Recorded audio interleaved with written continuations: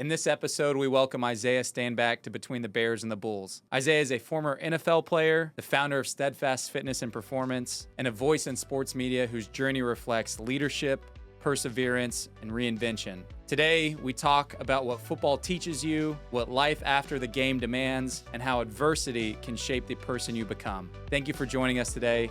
Enjoy the show.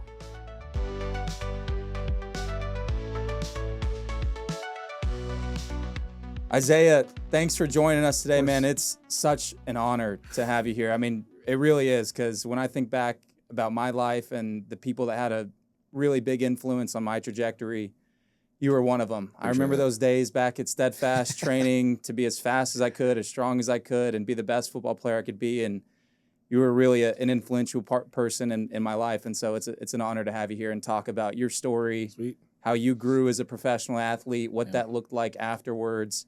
I know you've accomplished and done so many different things, so I don't know if we have enough time to have everything here in just a short podcast, but I did want to ask and start with this because I was getting ready. I know whenever, you would mentor me and we're back at Steadfast and I'd be having to take a break from squats or bench press or whatever you had me doing, we talked a lot about adversity, and I even remember whenever you would coach and train our whole lacrosse team back then as well, adversity is something that you say shaped you and molded you to be a better person. So I wanted to ask you this question. Do you think adversity reveals who someone truly is, or do you think it builds who they become? I think it's both. I truly believe adversity is both. For myself, I had so many different forms of adversity, and I think we all do, right? Which is why we had named the business Steadfast, because everybody's experienced something. And I think adversity reveals to yourself who you truly are, and it's then your choice at that point in time to look yourself in the mirror and identify who that person is and determine whether or not I like who that person is or I don't like who that person is, right? Oftentimes, we typically don't like who that person is, right? So adversity does reveal who we are, but then you have to make the change, right? Yeah. You have to put forth the effort, right? And you have to see, okay, what gap do I need to close? What do I need to change in my life to allow for me to become the person that I want to be? And for so many times, whether it was my adversity of myself growing up in a bad environment in the hood, where there's, drugs, alcohol, all the people that I grew up around that were examples of what I did not want to be, right? So that adversity and that environment, really put me on the straight path where it was like, okay, I don't want to be that. So this is the behavior that I need to have to avoid that, right? So that was a form of adversity. Schooling was a form of adversity. And then, obviously, you get into the league, and now you're fighting for your job, every week. That's a form of adversity, right? So I had to change my mentality as I grew up, as I continued to develop into a young man, that adversity became an opportunity. A lot of times people look at adversity as a negative connotation, right? Right. Once you change your mindset to understand that when you face adversity, it's an opportunity for you to now grow, right? So you see who you are, you see what you're facing. All right, now let me overcome this and see who I'm going to be on the other side of it. Yeah, and I think that's one of the things that I remember back in those days. It was so valuable for me to hear those lessons and things that, I think adversity and learning how to deal with adversity is something that, at least for me, you have to learn yourself what inspires you to push through that. There's a great book that I read called The Obstacle is the Way by and it's I believe Nick Saban used it a lot at Alabama. Nice. But it talks about, when you face a challenge, the way to get through it and to grow through it is to break through that wall, not to try and find a way around it. Correct. You got to go through it head on. And for me, when I was growing up and, I wasn't the fastest, I wasn't the biggest, but I just wanted to be the very, very best athlete I could be. I faced a lot of adversity too. And so for me to learn how to deal with some of those obstacles that I had to overcome, I had to look myself in the mirror. But I also had some great mentors like yourself and some great coaches throughout my life that helped kind of provide some guidance and some real lessons of how to get through these things. So I wanted to ask you, because you touched on it a little bit, but, growing up in Seattle, who were some of those early mentors that you had on? I know Coach Carr is an influential person in your life. So I wanted to ask you about him. Yeah, no. First of all, I would say there was my mom, because she was the most present one. My dad was in my life and is in my life, but they were divorced. So I lived with my mom, went to my dad's every other weekend. So I saw my mom overcome adversity daily, right? Being a single parent, she had 3 kids, 3 different fathers, had babies at a young age, working multiple jobs, working late night to make it happen. So I saw her fight and overcome And she was my mentor in that regard, right? Just no nonsense, no excuses. Nobody's coming to save you, you know what I'm saying? Kind of pull up your own bootstraps and let's get it type of person. So I had her. And then one of the other influential people that you mentioned was Coach Carr. And he really stepped into the fold. There's a bunch of other coaches along the way as well. But Coach Carr was the one that really showed me that you being a good athlete naturally is not good enough. He would get up at 5 o'clock in the morning and meet me at the high school, and we would go work out and throw routes in the gym. We would do quarterback footwork, you know, because I only played my 8th grade year was my first year of football. Yeah. My freshman year, my mom didn't let me play football because she told me I had to prove that I could get grades. So my sophomore year was my 2nd year of football, sophomore year in high school. And he wanted me to be the quarterback. So we would get up every morning and do drills. And before anybody ever came to school, and it was just, he was hardcore. He was, let's get to it. Let's get to this work. He's one of the most motivational, high energy guys there is, but it was just mano a mano. It's dark in here. Nobody else is here. Like, nobody sees you putting in this work. What do you want to be? And I told him I wanted to go play pro ball. Yeah. You know, I wanted to be a pro baseball player, but I also wanted to have an option to play pro football. And he was like, all right, well, we gotta put in work because you're behind. Everybody else has been playing for years, and that's what we did. And he was not only that, he was my history teacher also. So he was hard on me in school. You know, when I just wanted to kind of just chill, he was like, no, cool. This is work, cool. He's like, cool, you got to get this work. You know, we got to put this in. You got to do better than, you have to do more than most, because the situation that you're in, the environment you're coming from, nobody's going to recognize you, right? Nobody's going to care. So you have to prove yourself all the time. Yeah. I think back to times whenever I was dealing with some of that, and it was cool having a coach that was also somebody that you would see outside and was somebody that really took you under your wing, because at such a young age, you know, you need that, right? And you need somebody that will help push you, because, you know, you started playing football at 13. You don't know what you don't know at that point, right? Facts. And for you to achieve those goals that you had set out, you wanted to play professional football. You wanted to be the very best athlete on the field. You know, mentors and teachers throughout our lives is somebody that I have great appreciation for. And, you know, I think that's a really, really cool story, because even today, I'm sure there's lessons from Coach Carr back when you're 13 that you still keep with you that he maybe taught you. And the thing is, I think a lot of people, I don't want to say a lot of people make a mistake. Whenever I would like to advise people, right? Whenever you are trying to pick somebody that is a mentor, you need somebody who's going to, A, hold you accountable, and B, be able to speak into your life and keep it real with you, right? And those are kind of the three things, right? You need somebody who's going to hold you accountable at all times. It's the hardest thing, because nobody wants to hear that they're doing something wrong, or nobody wants to, hurts sometimes. Nobody wants to hear that I'm not doing enough, right? Because comfort and success don't go hand in hand. So you need somebody who's been there, or you need somebody who has the wisdom and the vision that you don't have at that point in time, to be able to hold you accountable and say, no, it's not enough, or no, you need to do more, right? Or you need to do this every single time when you don't want to, right? And then you need somebody to speak the truth to you, right? You need somebody to keep it 100 with you at all times. And then you need somebody just to be there and be consistent. I want to talk a little bit about how that, you know, Coach Carr and some of those lessons you learned early on, how did that start to serve you as you got deeper and deeper into your career in football and started taking it? Okay, here's the steps I'm taking. My goal is to reach the NFL one day. I'm playing quarterback in high school. I'm also playing baseball at the same time. You went to the University of Washington and played there. What did that transition look like, starting as a young athlete, going and playing somewhere new in a big stadium with a big crowd? I know you set a ton of records at Washington too. I looked up some of the stats. I've got them here, tons of passing yards. Man, I'm sure those are good memories looking back. But when you think about that time of your life, what was that transition like, moving from somewhere, moving from home, moving to playing collegiate sports, and then having to reassess? You know, you don't have, I don't know if Coach Carr followed you there, but you don't have some of those voices that you used to have, you know, influencing you and shaping you into the man that you became. Yeah, I don't think that transition was as difficult as it can be or has been for a lot of other people. I wanted to leave home. I really did want to leave home, but I ended up going to the University of Washington. It was about 10 minutes from the crib. But it was a completely different environment. You know, I played 4 sports in high school. I played 3 sports in college. I had faced a lot of adversity in college, you know, just some of the things that I had to overcome because of my environment at the time. So it was a whole new level of stress, a whole new level of hurdles that I had to kind of climb over. But again, I found another mentor at that level. I didn't really have it with my coaches there.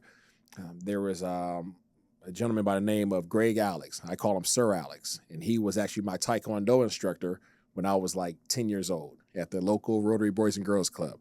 Well, he does a lot of nonprofit work serving the homeless community in Seattle, and he's also a pastor.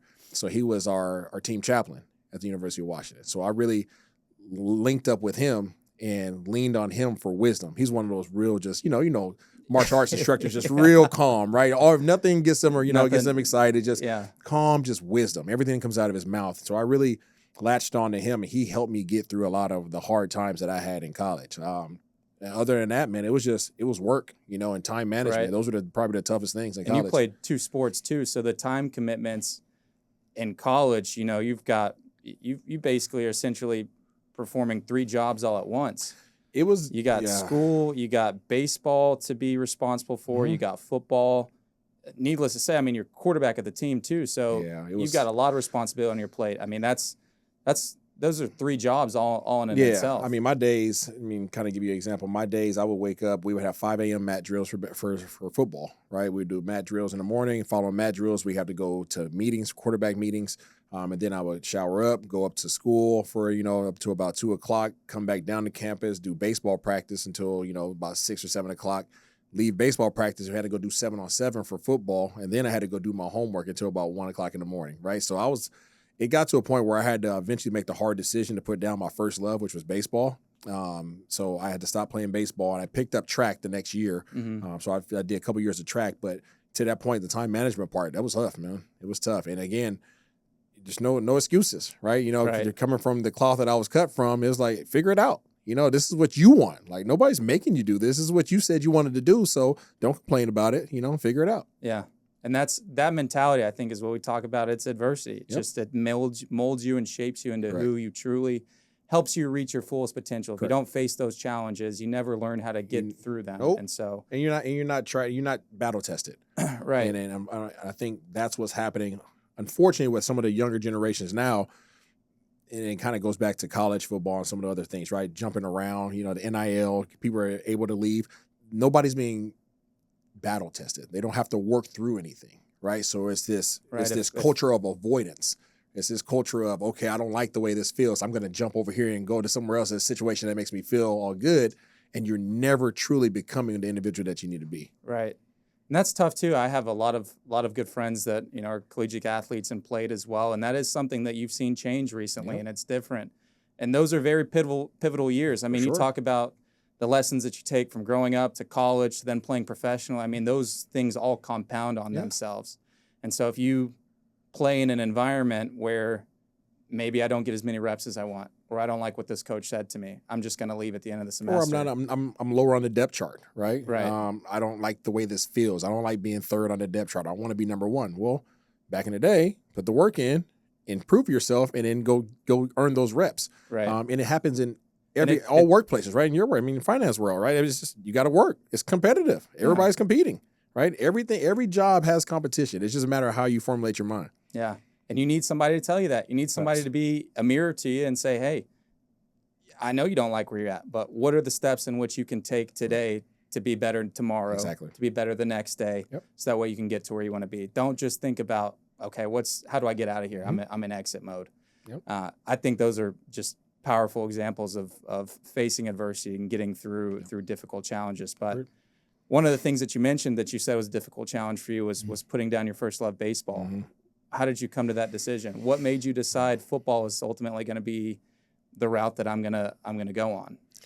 I think it was just a commitment. I had the opportunity to go into the draft my senior year of high school as a first round pick, and I had already made a commitment to go to University of Washington and play football.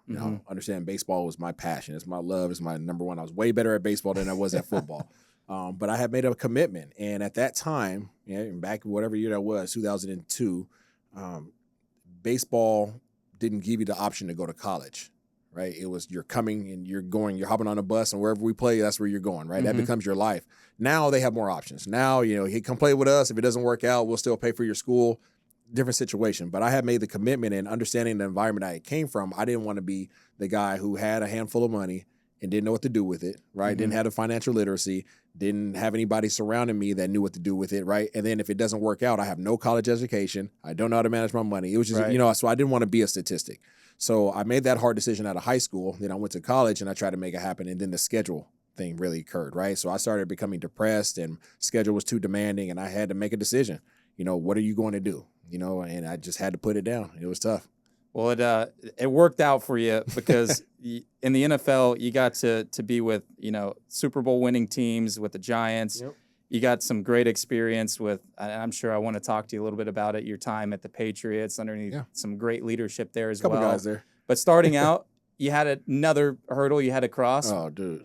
When you got to the NFL, they said, hey, you're one of the all-time leading pass rushers. Are you still the all-time leading pass rusher at Washington? No, man, these stats are crazy now. These guys are blowing my stuff out the water. But at the time, you had all the records, right, and accolades. The NFL says, we don't care how well you were as a quarterback. We want you to play wide receiver. Correct. So you got drafted in the 4th round by the Dallas Cowboys to play wide receiver, right? So what was that like, having to change positions going into the NFL? Because that's not something. No.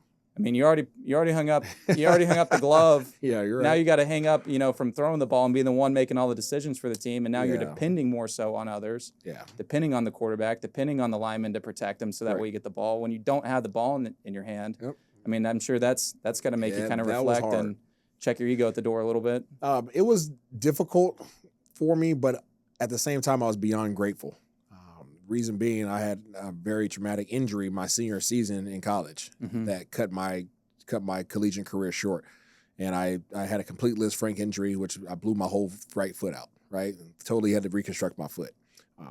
That was in October of 2006, right? I was going into the 2007 NFL draft class. They told me I was going to be out 9 to 12 months. Not what you want to hear, right? So literally when I did the combine, I couldn't run my 40. I couldn't show how fast I was, any of the things, because I was recovering from foot surgery. So my draft stock got destroyed, right? Because I couldn't play in any of the bowl games. I couldn't play in the senior games. Couldn't play any of those things. Couldn't run. So I ended up getting drafted in the 4th, and I was grateful for the 4th, right? I might have been substantially higher had I been healthy, but I wasn't, right? So grateful for the opportunity to get drafted. And then when, Double J told me that I was going to be playing receiver, I was like, okay, all right, this is what it is. Do I like it? No, right? Am I grateful? Yes, right? So I can sit up there and I can complain about it, or I could be beyond grateful for the opportunity to go play at the highest level there is in the world. So that was my mentality. Yeah, so I was in a mindset of trying to get healthy because I was still injured when I got drafted. Right. They drafted me while I was hurt. I had about another 4 months of rehab to do. And then I had to learn a whole new position at the highest level of competition, so it was a lot. It was a huge, undertaking because I was still trying to remember who I was as a player, trying to get back to that. And then once I felt like I was that guy again, I was like, oh, I'm not that guy because I don't even know how to play this position, right? So I'm trying to learn from, Terry Glenn. I'm trying to learn from T.O., Aaron Glenn, T. New. I'm spending time, Patrick Creighton. All these guys are trying to teach me how to play the position because I literally don't know how to do it. Yeah, that's actually something that's really interesting because I've seen, and when you get to training camp in your first year as a rookie in the NFL, you're competing with guys that didn't get drafted for that spot. Yep. And those guys were receivers in college. They were receivers in Pop Warner football since they started playing. Yeah. But that's interesting because it sounds like everybody kind of poured into you a little bit. You have to go get it. Gave you to share some of their experience. And you have to go get it, right? Yeah. You can't sit there and expect somebody to want to help you. Right. You have to the point you mentioned it, humble. You have to humble yourself. Right. I was humbled already because I'm like, I'm not the guy I once was, right? So I'm trying to watch old videos of myself to get my confidence back. I don't trust my foot yet, so like I'm kind of playing gingerly. So all those things were going on physically, right? Physiology. I can't even say the word right now. But physically, I was still trying to become that guy. But then mentally, I was trying to gain confidence at a position, right? So I don't know anything about this. So I could sit here and act like I do. Yeah. At the time, YouTube wasn't even popping back then, so I couldn't even go watch nothing, right? So I had to go talk to the guys that knew how to do it. And who better to ask than one of the top 3 greatest ever in T.O., you know? T.O.'s right there. His work ethic is second to none. So I'm seeing this dude put in work. Nobody's watching him. I'm watching this dude warm up and do all this extra stuff. And he's a beast. So I'm going to go talk to him. Patrick Creighton was willing to help. So I asked him questions. Terry Glenn, didn't speak a lot. But you ask TG, he'd be like, yeah, you know what I'm saying? You got to do it like this. I'm like, I can't move my feet that fast, TG. You know, rest in peace to my guy. But then I was like, okay, well, let me go talk to the guys that their job is to defend me, right? Who better to know what to do or to expose my weaknesses than to go ask what are my weaknesses? Right. Why do you guys feel confident coming up and pressing me? You know, Aaron Glenn, who's now obviously a head coach for the Jets, you know, Terrence Newman, one of the best corners in, you know, Cowboys history. Like, what do you guys see? What am I doing? Well, first of all, you're doing this. So you have to go get the information, right? So, but again, you have to be humble enough to ask the question, and you have to be humble enough to be able to take the information and try to apply it. And humble enough to know where your shortcomings are. Exactly. Because you have to have that self-reflection. You have to be able to look yourself. I mean, this is a common thing that we've talked about today is just taking some time to really evaluate yourself. If you're trying to achieve a certain goal, you want to be the best receiver, you got drafted, you feel like, okay, I'm going to do everything I possibly can. Part of doing everything you possibly can is evaluating not only your strengths but your weaknesses as well. For sure. Because you're only as strong as you're you know, the weakest link in a chink of armor, right? You would get exposed. Right. Yeah. You know, that's one of the things too that's interesting because you talk about TO and work ethic of some of these guys that are all-time greats in the NFL. What does that really look like? Because I think, you know, from the average fan's perspective, you know, everyone assumes y'all are, you know, NFL players are eating 5,000 calories a day. You can go to the Star and they've got all the stats and metrics of what these guys do on a daily basis. But the separation from, I would say, you know, a guy that lasts a couple years in the NFL versus an all-time great, what are some of those things that you would see on a daily basis that maybe the average fan doesn't understand or doesn't really, you know, doesn't get to see? I think some of the greats that I've played with, you know, T.O., you know, Jay Witt, Randy Moss, Tom Brady, Wes Welker. These are, you know, Eli Manning. Some of these guys are just all times, right? Just a relentless pursuit of getting better.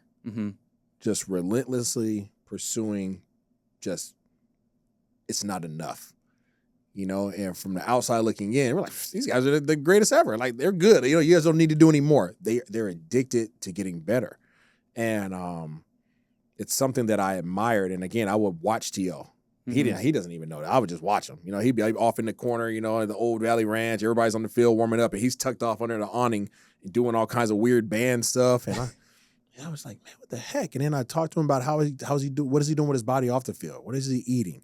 You know, what's your regimen? You know, are you getting massages? Are you doing anything extra? He was doing hyperbaric therapy. So guess what I started doing? Hyperbaric therapy, right? So, like, you just gain all this knowledge and you just watch these guys work. When I was in New England, TB12, his work ethic in the classroom, right? I backed him up. I was third string quarterback and starting at receiver, but I sat in the quarterback room and I would just watch this dude prepare. And I'm like, his note taking, his attention to detail, it just his perfection. He wanted to be perfect, right? And he hated losing. Like, genuinely, I thought I was competitive until I met this dude.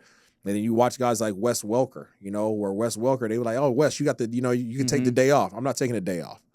It's like, your body's beat up. You just got knocked unconscious in the last game. He's like, yeah, no, I'm good. Right. It's just like, so you kind of just watch these guys and you see what makes them who they are. And it's just this relentless pursuit of just wanting to be better than they were. Right. Yeah. And I think, you know, one of the things I wanted to ask you too is, you know, in an NFL locker room, you know, that stuff everybody notices, whether you're paying attention to it consciously or not, in any locker room, in any setting, from high school to the environment matters, to college to NFL, you're always aware of those individuals that are putting in that extra ounce of effort in every facet. And so I kind of wanted to ask you, you know, leadership in the NFL is a little bit different, right? Because now, you know, from today's world's a little bit different in the sense of, you know, NIL and how college works these days with you know, paying college athletes. But in the NFL, during your time, you know, that's the first time you're getting a paycheck to play a professional sport, right? How does that kind of change some of the dynamic as a player? I mean, how do leaders evolve out of either the locker room or from coaching? I mean, what at that point in time, who is it that you follow that leads the charge for the team? Yeah, I think, at least for the guys that I've played with, the guys I just mentioned in particular, the money I didn't see money change those guys' work ethic. Oftentimes, you'll see these guys get these big paychecks and their play falls off. Because you remember, most of these guys have been playing since they were 5, 6 years old. you have this dream. I used to have a poster of the vehicle I wanted, all this stuff, right? And it's like, okay, well, what happens when you attain that? What then is your driving force? Right. And I believe that really good players might have had things that they wanted to attain, right? Whether it be the finances or the thing that finances provide you. That was their driving force. So once they attain that, at whatever age they are, 20, whatever, 30, whatever, then it's gone, right? They have nothing driving them anymore. The great ones that I just mentioned, money, yes, they wanted that, but that was not the pinnacle. That was along the journey. That was along the path. That was required. They want to be in the conversation of the greatest. So if you want to be in the conversation of the greatest, genuinely, then you're always trying to get better. Right. Right. So money comes, but money was never the driving force. Right. You know what I'm saying? So like that, I would say, is the biggest differentiator that I've seen from locker rooms that I've been in. Really good players I've been around. They wanted the bag, and they got the bag. And once they had the bag, it's over. The chase is done. Right? You know what I'm saying? I've attained it. I'm done. The great ones, yeah, I got the bag, but that's not what I want. I want to be in the Hall of Fame. Right. I want to be considered the greatest of all time. So I'm always going. I'm always have something when I wake up, that's my driving force. I want to take that a step further because you got to experience reaching the pinnacle. Put the money aside. Talk about the purity of the sport, winning the ultimate championship, the Super Bowl. Yeah. You got to experience that with the Giants. Yes. Against your against former team. So you knew all the guys on the other side of the field too. So I want to ask you about that. But just to build off the point that you were talking about, you get the bag, you satisfy all your financial wants and dreams through an amazing career. You get to a Super Bowl, you win a Super Bowl, the confetti's gone. Yep. What happens next? The greats will want to say, okay, well, look at all the best quarterbacks. Tom Brady's got 7 Super Bowl rings. If I got one, I got to get 7 more, right? Yeah. But for the team, for the organization, you hear it sometimes thrown around the Super Bowl slump. Yeah. What was that like? What was it like once the confetti's kind of settled? Yeah, I think for me it's a little bit different than it was for some of the other guys. Because for me, humbly, I wasn't in the game, right? At the time, and for the Giants, I was a practice squad player, so I was like next man up type of deal. So I watched that game. I didn't participate in that game. So I was always chasing. My chase never stopped, right? You know what I mean? Like I have the ring, but I don't come out showing it around. Like it's there, and I'm proud of the accomplishment, but there's a part of me that feels like I didn't earn that ring. You know what I'm saying? So like that driving force for me never stopped. It was awesome to have the confetti stop, but for me, I was still trying to get back to who I felt like I was as a player, right? Even though my positions had changed, right? So like I'm chasing this imaginary dragon, right? And that's just, and it's tough because, at the time I had a bunch of injuries. So I'm trying to overcome the stigma of being an injury prone guy. I'm trying to establish myself as an actually consistent player in this league. Like there's a bunch of things that I was fighting and trying to battle. So the winning the Super Bowl was awesome, but for me, it didn't change my focus whatsoever. And I know some of the guys that were high achieving players, some of that was it for them, right? That was the pinnacle, right? They had the bread, they had the ring, their driving forces were gone. So you kind of see guys kind of dwindle away and they kind of just fade away and just disappear, right? And then years later, you're like, whatever happened to so-and-so, right? Like it happens. Yeah. And I think that's the biggest differentiator. It's not to say that that's a knock at all. It's just like what motivates you to get up and get after it every single day. And if you attain those goals, if there's nothing else for you to attain, your candlelight's going to go out. That's when you got to start thinking about the next step, right? Exactly. Think about life after sports, Yep. which is a difficult transition. Yes, I mean, I went through it. Anybody that's an athlete eventually has to hang up the cleats and the shoulder pads, whatever sport you may play, and transition into the next phase of life, right? Yep. What's something, I mean, for you, what did that look like when you finally decided to say, okay, my career, I'm happy with how it played out. I'm good. Starting to think about the next steps. What do you think? Because obviously that's how we got to meet. You built a successful, performance and fitness with Steadfast Fitness and Performance. That's how we got connected. You were my trainer. But a lot of guys, and you hear it, you said it, I don't want to be a statistic early on. Yep. There's statistics around what happens to professional athletes after they're done playing. So I wanted to ask you, what are the things that, while you're playing or when you start thinking about that from your side of things, how did you set yourself up to where you had something to chase after football was over? Yeah. So after I've had 8 surgeries. And a time in my league, by the time I went through the NFL, I had 7 surgeries. After my last injury, I sustained Achilles tear when I was playing for the Seattle Seahawks. Actually, it was the year before I went to the Super Bowl with the Giants. Once I sustained that injury, I knew that it was going to be almost impossible for me to overcome the stigma of injury prone. By that time in the NFL, I came in with the Lisfranc injury, with the foot injury. I had back-to-back shoulder surgeries with the Dallas Cowboys. My third surgery with the Dallas Cowboys was a knee surgery. And then I went a year without anything with the Patriots. And then I came back to Seattle and tore my Achilles. So I had the story of, I don't know what God was doing, but I would go up and I would get knocked all the way back down, right? Yeah. And I would climb all the way back up and get knocked all the way back down. So I kind of realized at that moment, okay, maybe this isn't what he really wants me to do, but maybe this is just a part of my journey, right? So that was the hardest realization for me to come to after my Achilles tear, because it made no sense. I was back home in Seattle playing for the Seahawks, 10 minutes from my house, about to be named the captain, and then, that happened. So I was like, okay, being that this is probably not my end game, let me start working on phase 2. What does phase 2 look like? I don't know, but I'm going to try to go through this process and figure it out. For somebody who hated school, right, did school because it was a necessity to go play sports, I went head on, right? We talk about the adversity portion of it. I can either avoid it or I can take it head on. So I chose to go back and get my executive MBA from George Washington. In that process, we obviously did a lot of activities trying to figure out what we wanted to do next. And in that, I figured out that I wanted to continue to find a way to stay connected to sports. I also wanted to help people and motivate people, but I didn't want to be attached to the politics of sports because I had been through too much of it. Yeah. Right? And it was something that was off-putting to me. And it's one of the reasons why I stopped playing professional ball. I was just like, I was done with the politics. So through that process, I started that in 2012. 2013, I started doing get my executive MBA, went through that process, got my master's degree, started Steadfast actually when I was with Jacksonville Jaguars. So by the time I got cut by Jacksonville and decided to retire, I easily made the transition. I literally got fired the same day I found out I was having twins. we already had a 1-year-old. We found out we were having twins. I get fired that same day.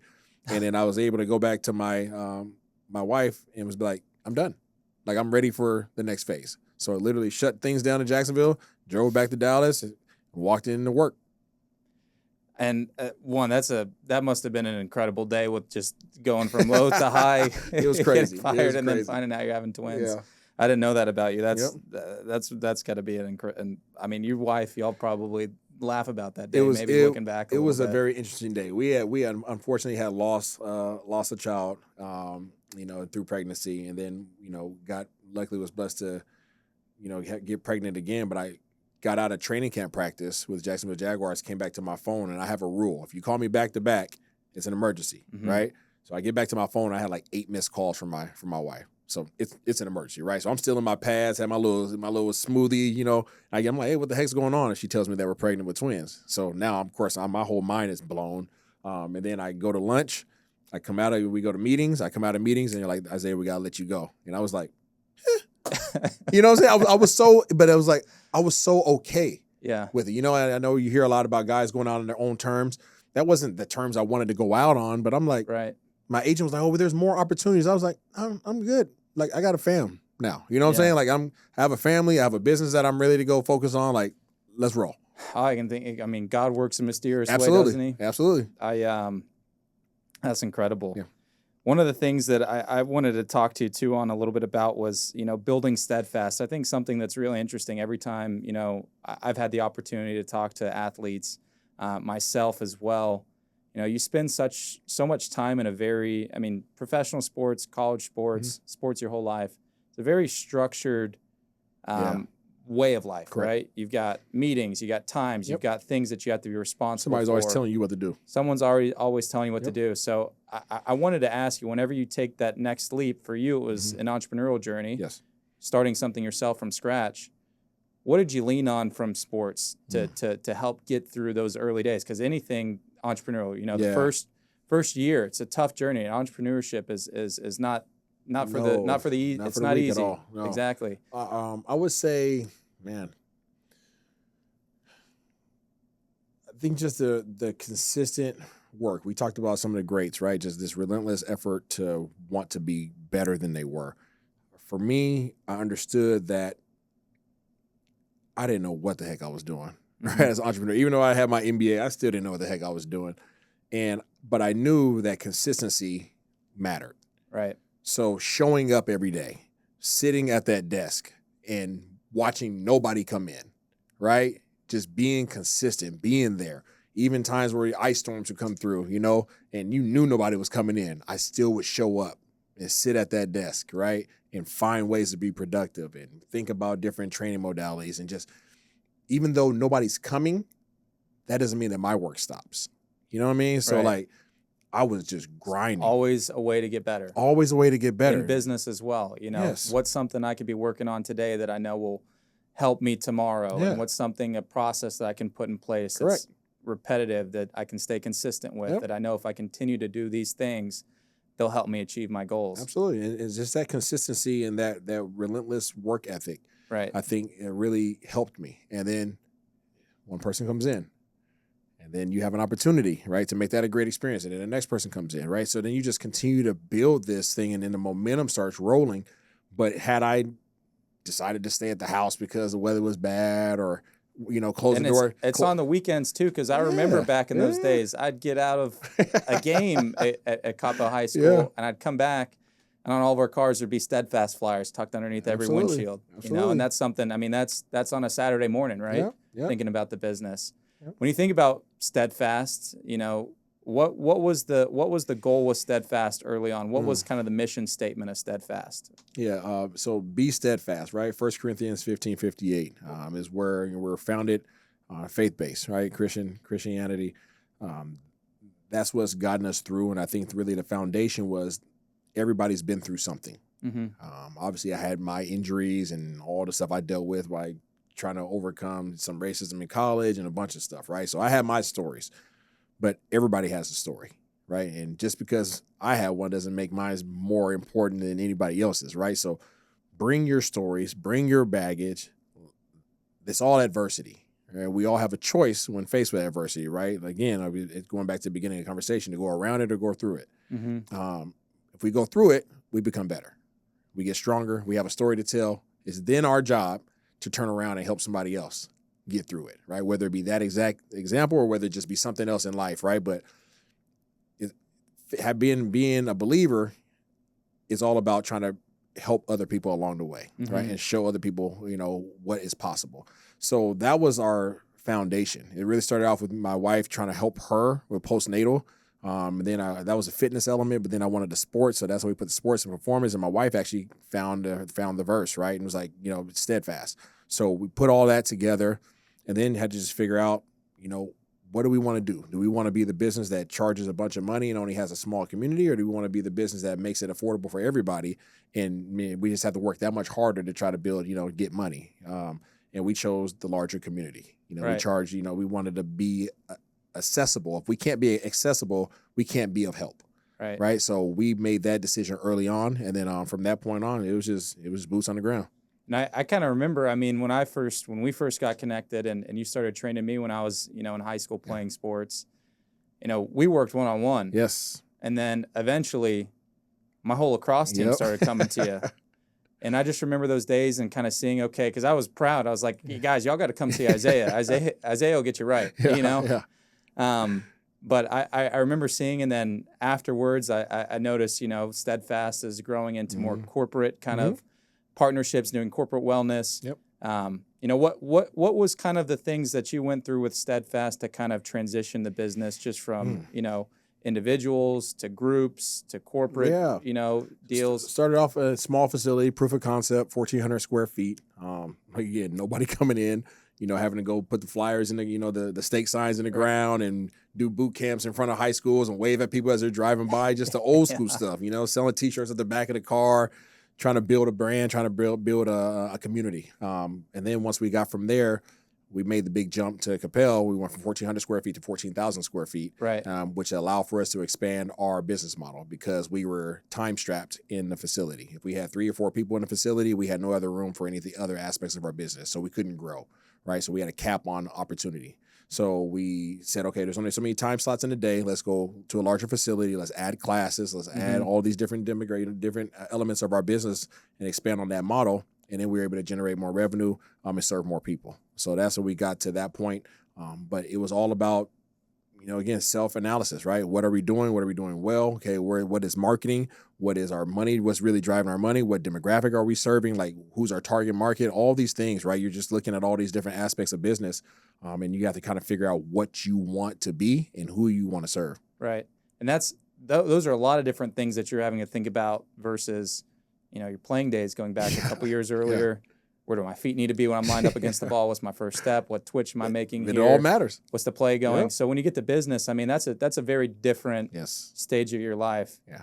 And two, when you get to, like when you were coaching our and training our lacrosse team, I mean, is there anything that you look back that was really valuable from a self-reflection standpoint? Like, are there things that you learned during that period of time? Leading others, and we were young too, and I know you had a lot of youth too that would come through Steadfast, young kids, 10 years old, and groups of them.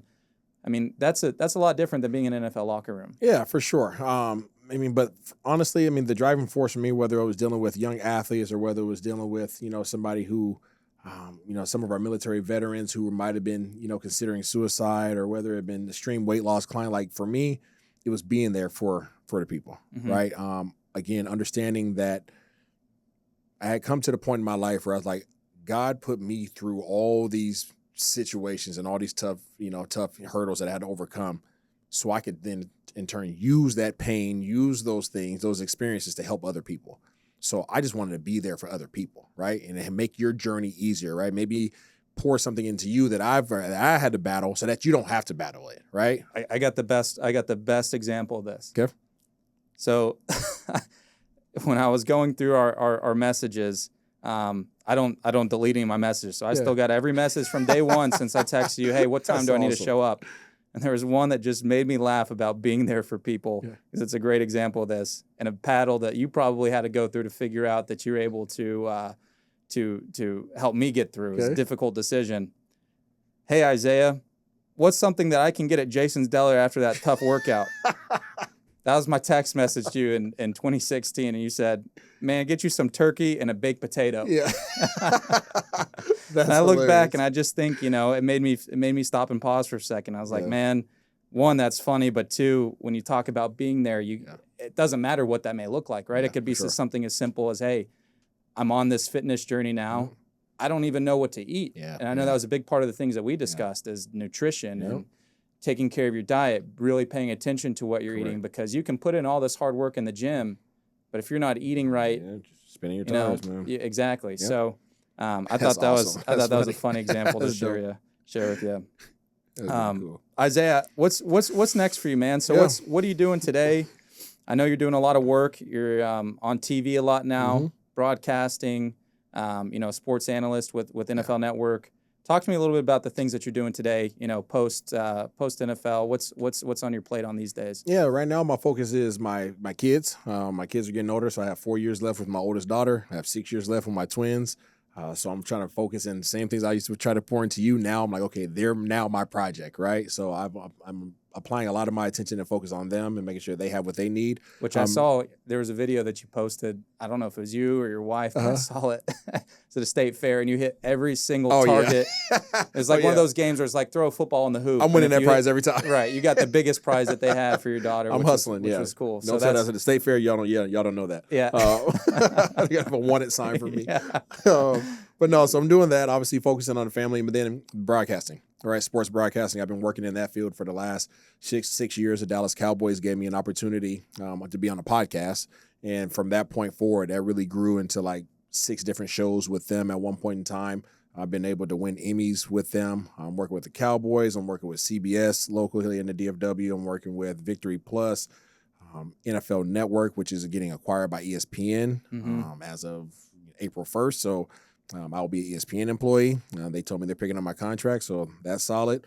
And I'm just trying to grow in that space. You know, there's so many opportunities. There's other things that I want to do in the, you know, in front of the camera, but it's work, right? It's work. You know, it's a new field. I feel like I've been at it for a while, but the goals that I have for myself and where I see myself, you know, reaching, it takes a lot of grind. And you understand that sometimes people jump the line because of their, you know, bigger names and, you know, a bit more highly acclaimed. I get it. So I have to put in more work, right? It's not a woe me. It's not a, oh man, that sucks. Nope. All right. That's the game.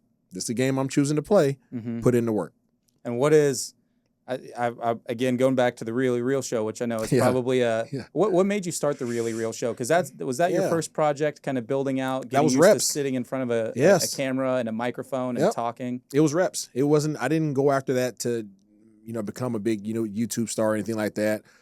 I was getting reps. That's when I started kind of, you know, being Dora the Explorer and trying to get into this area. And I understood that I don't have the seats that the guys have right now on ESPN or whatever shows you might turn on in the morning time. So I'm like, how do I get there? And how do I find a way to practice? How do I get exactly? That's all it was. It was reps. It was, you know, my mentor, who is still my mentor today, Jerry Madelon. He actually found Stuart Scott, and he's coached up probably 80% of the people that you see on TV. He was like, you need reps. And I'm like, okay. So as uncomfortable as this may be, as silly as I might feel sitting here in front of this camera, you're like, this is what I have to do. This is what my mentor and this wisdom says to do. Who am I to say that that's silly? Let's knock it out. Yeah, and I watched a lot of those videos, and I appreciate the fact that you stuck to the name of the show. Really? You kept it real. I might have to pick it back up. You kept it real. I mean, whether, you know, you offended somebody or not, talking about one thing or another, college sports, you know, athletes getting paid, things like that. You know, that's all great practice. And I think it goes back to when we talk about, you know, where we started adversity, thinking about the ways in which, you know, you have to get through adversity. As we mentioned earlier, you know, you have to find those things in which you can do to be self-reflective and understand what are the things that I need to be doing on a daily basis to get better, to reach my goals. So, Isaiah, man, this was a lot of fun. I can't tell you how much I appreciate you joining. Proud of you, dude. Thanks, man. It means a lot coming from you, and I wouldn't be here where I'm at today without somebody like you in my life. So appreciate you coming on. I got one last question for you for those people out there that are trying to achieve. I know right now, you know, we're in the month of March. It's about 3 months after the New Year's. Everybody sets New Year's resolutions. A lot of them, you know, for me, health and fitness related. But I think this is a good time for people that set goals, you know, at the beginning of the year. That seems like, you know, everybody just waits till the beginning of, you know, January 1 to start their goals. Now's the time in which things get tough, right? It's 3 months in, dealing with being consistent on a daily basis. You as somebody that has gone through a lot and have spent a lot of time thinking about the right ways in which to approach achieving your goals. What's something you would leave our audience with in terms of how they can reassess where they're at and ultimately reach their goals? Yeah, I would say, I mean, the accountability factor, right? If you are bold enough to make a goal, then be bold enough to stay consistent, right? So making excuses is easy. We're always going to try to find a path of least resistance. And the way, an analogy I always kind of use, you know, with anybody, and myself included, is once you pay that entry fee, right? We've been to haunted houses, right? You pay your entry fee to go in a haunted house, right? You're in the line, you're nervous about it, and then you get up there, you pay your money. Okay, now let's get up in this thing. You go in through that door. Once you've made that commitment and you go through that door, there's going to be plenty of exits along the way. There's plenty of ways for you to get out, right? If you once you get a little bit scary, once you get a little bit nervous, I paid the fee, right? I made the commitment. Now I'm gonna see this thing all the way through. So that'd be kind of the thing that I would tell people is once you make a commitment to something, like stand on business, right? Go through it. It's gonna be uncomfortable. It's not gonna feel good. It's not gonna be convenient, right? But if that's what you said that you want, then go get it. Man, that is a great quote that we will we'll close up today. If you're bold enough to set a goal, you got to be bold enough to be consistent. Isaiah, it was a pleasure, man. Appreciate you, bro. Thank you so man. much, man. Yes, sir.